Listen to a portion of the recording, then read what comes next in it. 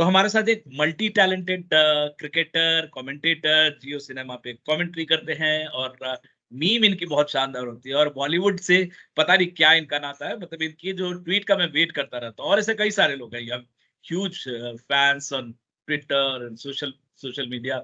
सबसे पहले तो सबसे पहली बात, विराट का 500 मैच में सेंचुरी होना, और खासकर इसलिए भी क्योंकि आपने 212 बनाया वेस्ट इंडीज में, सेंट जॉन्स में। तो ये कितनी बड़ी बात है विंडीज, हालांकि मतलब ये विराट के लिए 500वें मैच में 100 बनाना।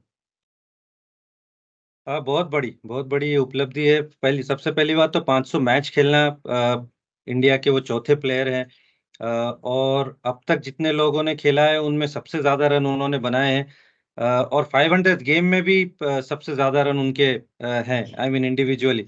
इससे पहले किसी ने शतक नहीं बनाया, इससे पहले कोई 500 मैच टेस्ट मैच में भी नहीं खेला, तो उसमें शतक बनाना, और ऑब्वियसली विराट कोहली के दिमाग में तो नहीं होगा, आई मीन क्योंकि एज अ क्रिकेटर आप इतना दिमाग में नहीं रखते हो कि ये 200 मैच है, 300 थे या 500 थे, आप उसको एक एनी अदर मैच की तरह पे लेते हो।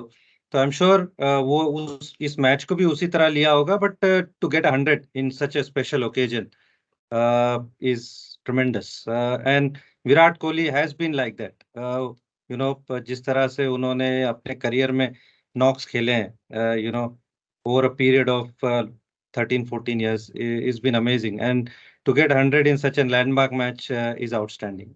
हो सकता है विराट कोहली के दिमाग में नहीं हो, लेकिन आप जैसे कमेंटेटर और हम जैसे जर्नलिस्ट ऐसा मतलब कोशिश करते हैं कि उनके दिमाग में ये बात पहुंच जाए। तो ये विंडीज में खासकर इसको पिच को देखते हुए उनकी इनिंग जैसे आपने देखी है, ऐसा नहीं कि आते ही उन्होंने रन बना दिया, 15-20 बॉल उनको ओपन करने में लगा, पारी को स्टार्ट करने। इस इनिंग को थोड़ा आप डिस्क्राइब कीजिए, आप खुद ही ओपनर रहे हैं, 212 रन आपने वहां पे बनाया है, तो आप थोड़ा सा इनके इनिंग को डिस्क्राइब कर दें। शुरू में उन्होंने टाइम लिया, और वो लेना भी चाहिए था, क्योंकि ये वेस्ट इंडीज की पिचेस बहुत बदल गई है। जो पहले पेस और बाउंस हुआ करता था, जो पिछले टाइम में हम खेलते थे या देखते भी थे, उस तरह की पिचेस नहीं रही है। अगर हम पहले भी टेस्ट मैच की बात करें डोमिनिका में, वहां भी रन बनाना बड़ा मुश्किल था, वहां भी उन्होंने बड़ा टाइम लेकर खेला, और जितने भी बल्लेबाजों ने, चाहे वो यशस्वी हो या रोहित हो, उन्होंने बड़ा टाइम लेकर रन बनाया। वहां पे आप उस तरह की क्रिकेट नहीं खेल सकते कि आप एक सेशन में 70-80 रन पर्सनली बना सको, तो और बॉल स्पिन कर रहा था, और इस विकेट में भी थोड़ा सा जो शुरू का पीरियड था जिसमें रोहित और यशस्वी ने बैटिंग की, वो थोड़ा सा बेहतर पीरियड था। लेकिन उसके बाद में हमने देखा कि थोड़ी विकेट स्लो हो गई थी, तो जब विराट आए थे बैटिंग करने, विकेट स्लो हो गई थी, बॉल थोड़ी पुरानी हो गई थी, स्पिन लग गई थी, तो मुझे लगता है कि वो कंडीशंस को उन्होंने थोड़ा सा रिस्पेक्ट दिया। वो शुरू में 15-20 गेंदें ली अ, अपना खाता खोलने के लिए, और एक बार जब वो 20-25-30 बॉल खेल लिए, उसके बाद में हमने थोड़ा सा डिफरेंट गियर में देखा विराट कोहली को। और वो होता भी है, जब आप उस उतना टाइम स्पेंड करते हो तो आप थोड़ा सा यूज टू हो जाते हो कंडीशंस, बॉलिंग थोड़ी इजी लगने लगती है, एंड दैट्स व्हाट हैपेंड कि उसके बाद में वो कवर ड्राइव हमको देखने मिला, वो you know vintage Virat Kohli के कवर ड्राइव्स, और वो टाइमिंग। तो आई थॉट यू नो उन्होंने कंडीशंस को रिस्पेक्ट दी और उसके लिहाज से उन्होंने खेला।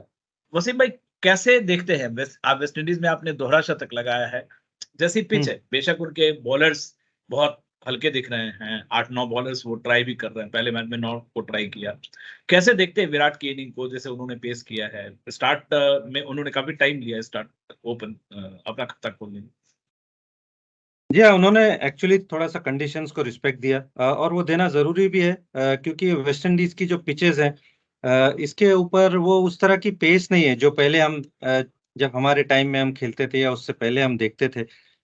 यहाँ पे थोड़ा रन बनाना मुश्किल होता है, ये हमने पहले टेस्ट मैच में भी देखा, कि रन स्कोरिंग का जो रन रेट है वो काफी स्लो है, और इस पिच पे भी मतलब पहले सेशन के बाद में जो जो रन बने, ज्यादा रन बने वो पहले सेशन में बने, जो रोहित और यशस्वी खेल रहे थे।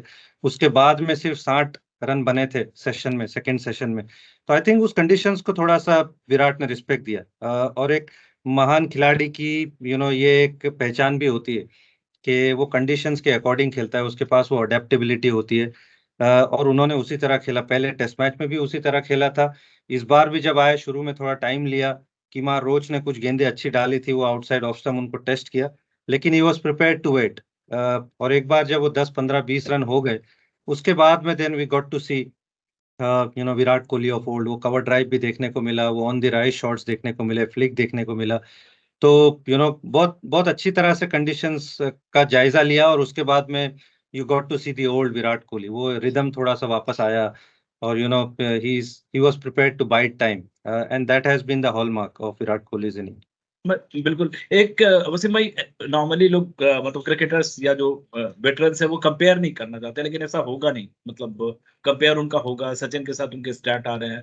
आप कैसे कंपैरिजन करते हैं? और खासकर जैसे अभी 75-76 उनकी सेंचुरी हो गई, आपको लगता है सचिन का जो 100 मार्क है वो रीचेबल है उनके लिए, या एज फैक्टर है?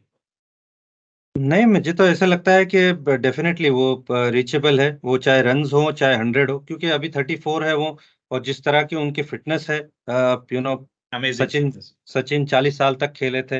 विराट कोहली जिस तरह की फिटनेस है, अगर फिटनेस की बात करें तो फिटनेस में तो कोई उनके आगे पीछे भी नहीं है। ये सिर्फ मोटिवेशन की बात है, क्योंकि थ्रू आउट द ईयर वो क्रिकेट खेलते रहते हैं। आईपीएल में बड़ी इंटेंसिटी से मैचेस होती है, और विराट कोहली उस तरह के प्लेयर हैं कि वो फील्डिंग में भी उतनी एफर्ट देते हैं, बैटिंग में ऑब्वियसली होता ही है, प्लस उनकी जो ट्रेनिंग है और वो सारा कुछ है। तो वो एक ही चीज हो सकती है कि वो मोटिवेशन लेवल कैसा रहता है विराट कोहली का। अदरवाइज फिटनेस का तो मुझे नहीं लगता है कि कोई इश्यू है।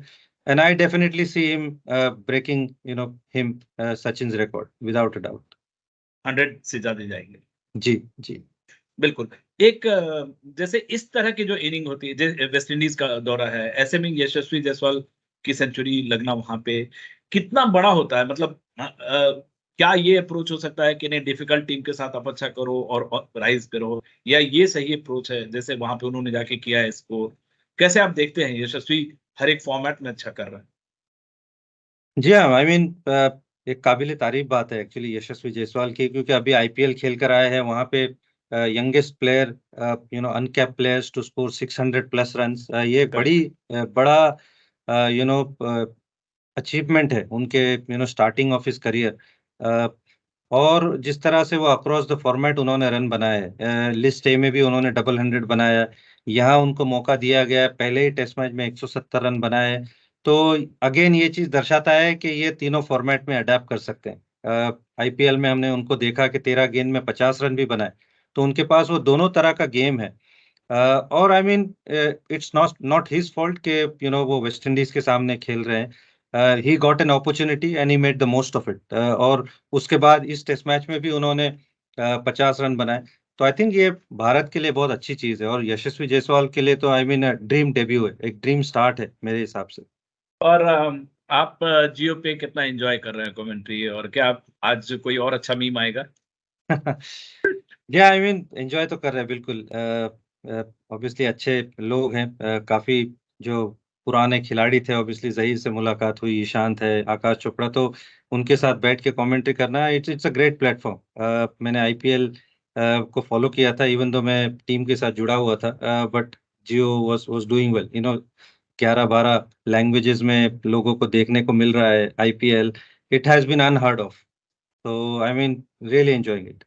एक और सवाल, क्योंकि अब वर्ल्ड कप भी इसी थोड़े ही दिनों के बाद, कुछ ही महीनों के बाद, आपको लगता है कि यहाँ का जो एक्सपीरियंस है वो हमें फायदा करेगा वनडे वर्ल्ड कप में खासकर? और हम आप कहाँ देखते हैं टीम इंडिया को? टॉप 4 में ज्यादा देखते हैं, फाइनलिस्ट देखते हैं, या आपको लगता है कि पोटेंशियल पूरा है विक्ट्री का? आई थिंक इंडिया इंडिया में खेल रहा है, तो without doubt India is favourites, इसमें कोई कोई दो राय नहीं है। और अगर आप टीम को देखें तो इसके अंदर एक्सपीरियंस है, इसके अंदर यूथ है। तो ऐसा कोई मुझे लग नहीं रहा है कि कहीं ऐसा लूप होल है। ऑब्वियसली पहला हर्डल होगा to get into the semifinal, वो नॉकआउट स्टेज में पहुंचना, और वहां से आगे तो obviously how you play on that day. But India is definitely favourites, क्योंकि हम अपनी कंडीशंस में खेल रहे हैं, सारे लोगों को पता है। इवन दो वो प्रेशर होता है, होम होम टीम जब खेलती है अपने एरिया में वर्ल्ड कप खेलती है, तो वो प्रेशर तो होता है। But India has done that in 2011। और विराट कोहली उस टीम का पार्ट थे, जस्ट शुरुआत की थी उन्होंने अपने करियर की। तो Indian players have been used to that. ऐसा नहीं है कि वो इस चीज से यूज्ड टू नहीं है। And I see them doing well. ऐसे मैं नहीं कहूंगा, obviously we all want India to win, but India is definitely favourite, इसमें कोई डाउट नहीं। Thank you so much Wasim, आप जितना इंटेलिजेंट आप ट्विटर पे देखते हैं उतनी अच्छी बात करते हैं। Thank you so very much, and hope कि इंडिया और अच्छा करे, और ये यहाँ तो जीत लगभग तय आपको नजर आ रही है। बिल्कुल बिल्कुल, इसमें कोई दो राय नहीं। Thank you so thank very you so much, much. Thank you.